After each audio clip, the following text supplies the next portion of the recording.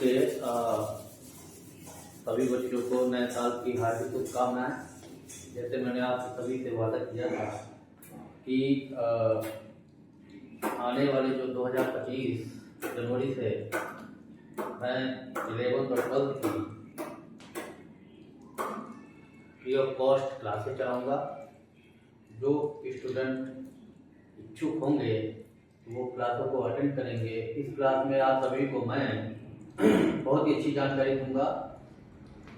जो कुछ ग्रामीण क्षेत्र के बच्चे हैं जिनको इन चीज़ों के बारे में पता नहीं है, सबसे पहले मैं आपको इन चीज़ों के बारे में बताऊंगा, क्योंकि मैं आपको अपना परिचय दे दूं। मैं इसकी क्लासेस से सुधीर कुमार बोल रहा हूँ और मैं इस प्लेटफॉर्म पे, ऑनलाइन प्लेटफॉर्म पे पहली बार आया हूँ।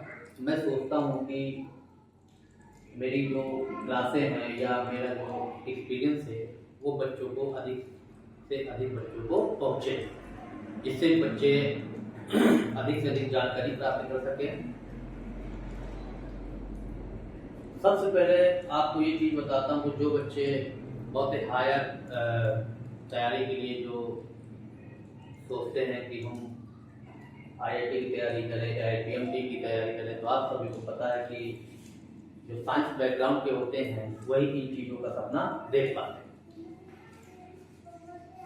ये IIT और PMT, Indian Institute of Technology और All India Pre Medical Test जो है, ये बहुत ही इंडिया के सबसे टफेस्ट एग्जाम। ये इंजीनियरिंग बैकग्राउंड का है, ये मेडिकल बैकग्राउंड।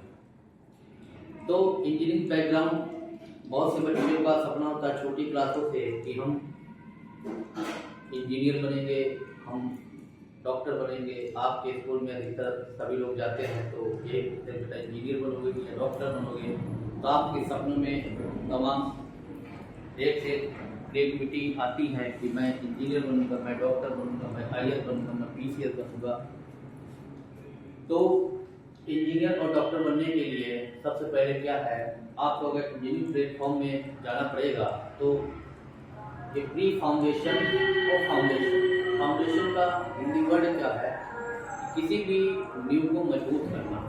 जैसे हम मकान बनाते हैं तो मकान का जब तक फाउंडेशन अच्छा नहीं होता तो मकान अच्छा तैयार नहीं होता। प्री फाउंडेशन आप सभी को बता दूं कि बड़े बड़े सिटी जैसे कानपुर हो गया, दिल्ली हो गया, बड़े बड़े सिटियों में जो बड़े घर के बच्चे होते हैं वो 9th से और 10th से ही बड़ी बड़ी कोचिंग इंस्टीट्यूट में जाते हैं और एडमिशन लेते हैं, और वहाँ पे आपको यहाँ तक पहुँचाने के लिए यहाँ से शुरुआत करते हैं। इसमें 9th और 10th में ही एडमिशन करा दिया जाता है, जो सिलेबस के साथ साथ यहाँ की प्रिपरेशन की तैयारी करवाते हैं, बेसिक 3 लेवल से लेकर, जिसे हम प्री फाउंडेशन क्लास कहते हैं। फाउंडेशन में क्या है कि बच्चा जब 10th कर लेता है तो 11th से एडमिशन लेता है, देन 12th भी साथ ही साथ दोनों करवाते हैं। इसमें बोर्ड की तैयारी भी होती है और साथ ही साथ बेसिक कॉन्सेप्ट को लेकर बोर्ड तक 12th तक की तैयारी करवाते हैं, क्योंकि हमें पता है कि 12th है रनिंग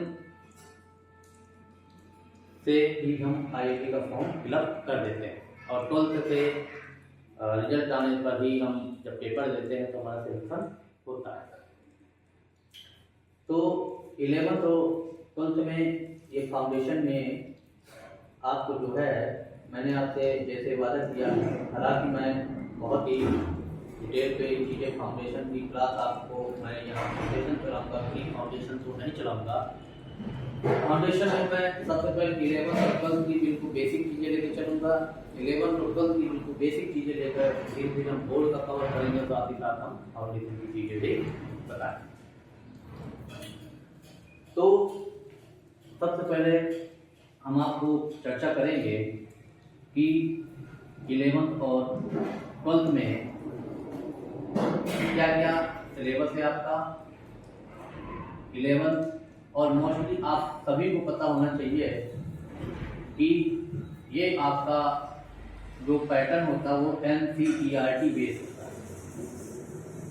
ये भारत सरकार के द्वारा जो भी बुक पब्लिश की गई है NCERT, अधिकतर सभी राज्य इसको फॉलो करते हैं, तो चाहे वो मीडियम कैसा भी हो, चाहे हिंदी हो चाहे इंग्लिश हो।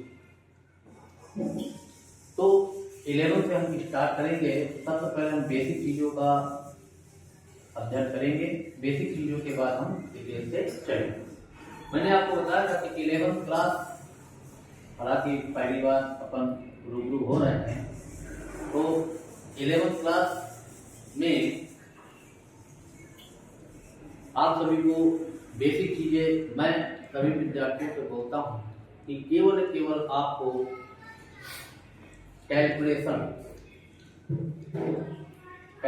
का मतलब है कि जो भी क्वेश्चन आएगा लास्ट में, आप देखते होगे कि जब क्वेश्चन करते हो तो लास्ट में जब कैलकुलेशन का पार्ट आता है तो कहीं पे हमें प्लस करना पड़ता है, तो कहीं पे हमें माइनस करना पड़ता है, कहीं पे मल्टीप्लाई, कहीं पे डिवाइड।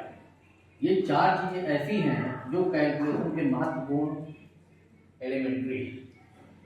इन चीज़ों का प्रयोग करना आप सीख गए। अब आप सोचोगे सर जोड़ घटाव गुणा भाग कैसे?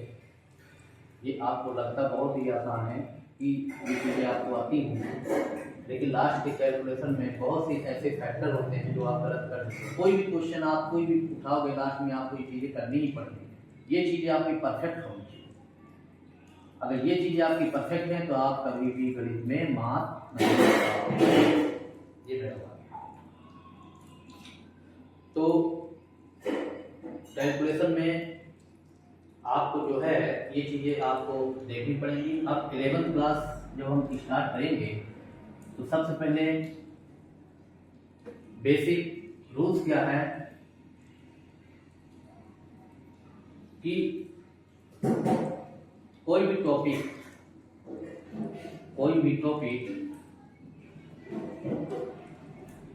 स्टार्ट करने से पहले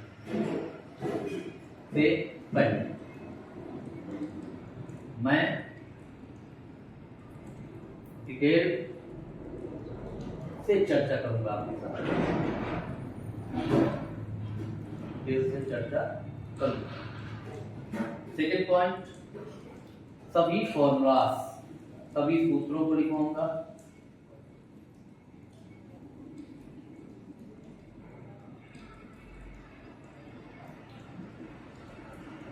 अगला पॉइंट है, कोई भी टॉपिक स्टार्ट करने से पहले उसको डिटेल से चर्चा करूंगा, फिर इसके बाद सभी सूत्रों को लिखूंगा, इसके बाद स्टेप बाय स्टेप हम चर्चा करेंगे। क्योंकि देखो सबसे पहले क्या है, किसी भी टॉपिक को तैयार करने पहले हमें सूत्र पूरे तैयार करने पड़ेंगे।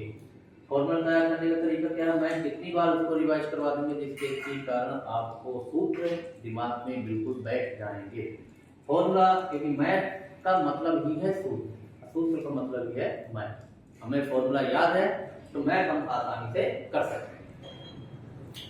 अब जब मैथ में आप सूत्र सभी तैयार करोगे तो क्वेश्चन भी करने के लिए बहुत ही आपके आसान हो जाएंगे। और हर टॉपिक को हम स्टेप बाय स्टेप डिस्कस करेंगे।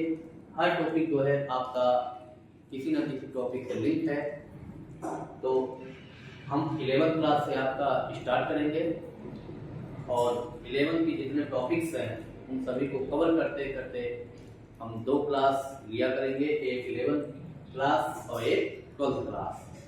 तो सभी विद्यार्थियों को आज मेरा एज ए डेमो क्लास था, जिसके कारण मैं आपके चर्चा के लिए यहाँ उपस्थित हुआ हूँ।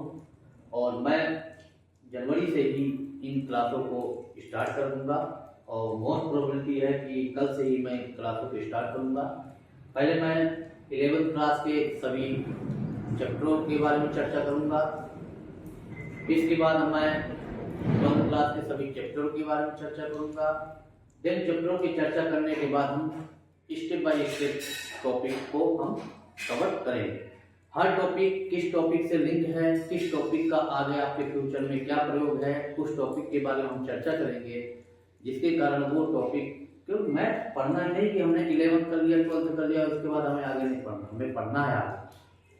तो पढ़ेंगे इन सभी का उस पर लिंक क्या क्या महत्व है, क्योंकि आपका जो टारगेट है वो बहुत ही बड़ा टारगेट आप लेके चलोगे, तभी इन चीज़ों को अच्छे से कवर करोगे।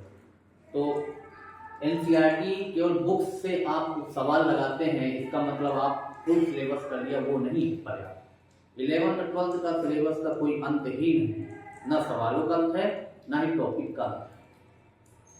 मेन चीज़ आपको कॉन्सेप्ट तैयार करना है और कभी सवालों को रटना नहीं।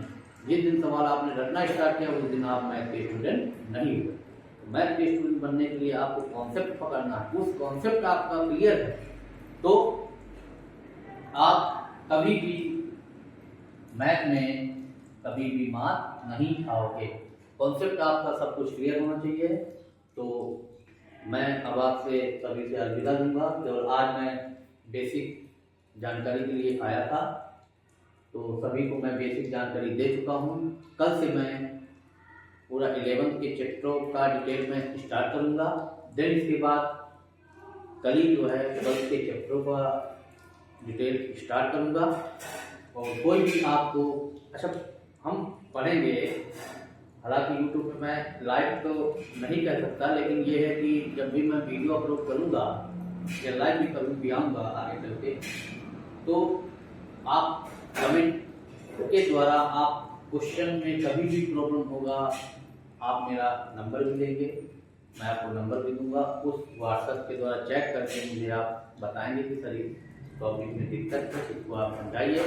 मैं अगेन रिपीट करूँगा और क्वेश्चन को मैं ज़्यादा से ज़्यादा करवाने की कोशिश करूँगा। प्रैक्टिस सबसे ज़्यादा इम्पोर्टेंट है। जितना ज़्यादा प्रैक्टिस करोगे मैथ आपकी उतनी ही अच्छी होगी।